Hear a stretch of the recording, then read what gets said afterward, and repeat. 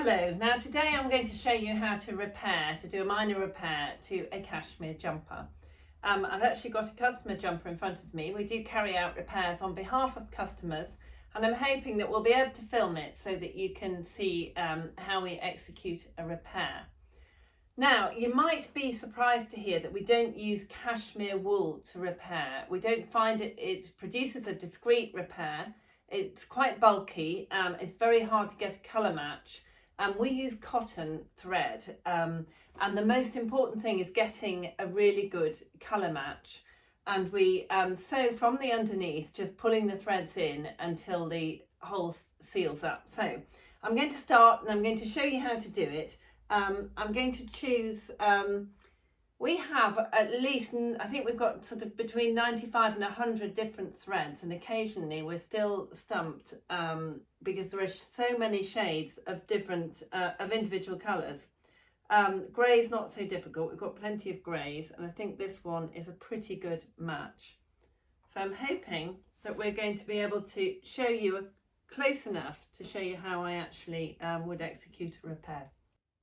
So here we go. I have doubled the thread this time. It's quite a, I think it's probably about a 4-ply jumper, so double sized thread is easiest.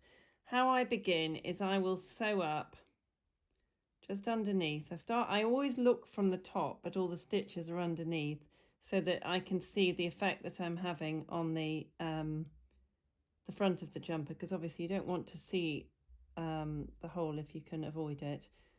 This is quite a big hole, but I've chosen it to do for you so that you can see. Now I'm going to loop underneath and pick up one of the broken stitches and pull it up to its matching stitch that it's broken away from.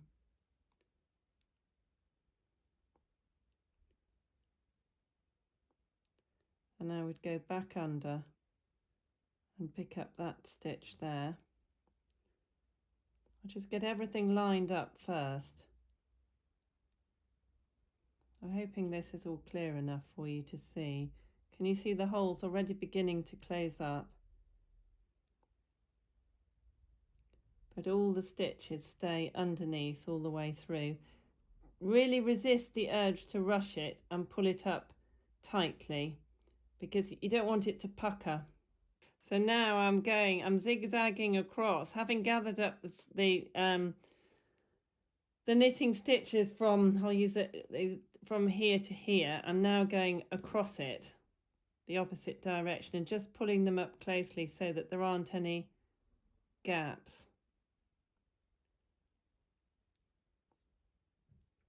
Try and keep my hands as still as possible, but it's not an easy thing when you're trying to do a bit of neat sewing. So you'll see why it's so important to have, and then I just hold it with my thumb as I pull up gently a little bit tighter towards the end.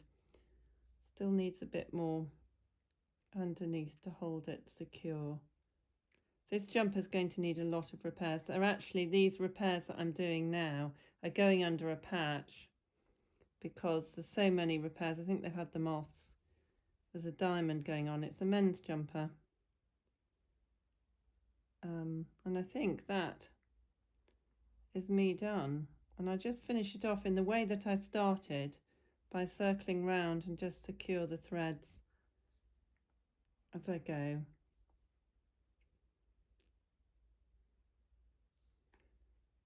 So that's a big repair, but I think you'll agree I'm in the right place. It's better than it was to start with. I just trim the threads at the very top like that with some sharp scissors, which these suddenly don't appear to be. They aren't bad actually at all. And that's it. So that is it. Repair. I've still got lots of work to do on this jumper. The repair I've done, I don't know how easily you can see it from there, but it's just above those 2 holes. It's pretty discreet given that it was quite a large hole. And that's as simple as that. So give it a go. I'd try starting on a more discreet area of your jumper first, maybe on the back of an arm or a shoulder. I will be showing you how to put on patches and elbow patches at some point in these videos, Make sure you've got a really good match. I can't understate that, because it's very forgiving if you have a good match of your thread to your cashmere jumper. Do subscribe to these videos if you find them helpful. There are a number of tips about cashmere care and repair, and just generally how to look after your cashmere.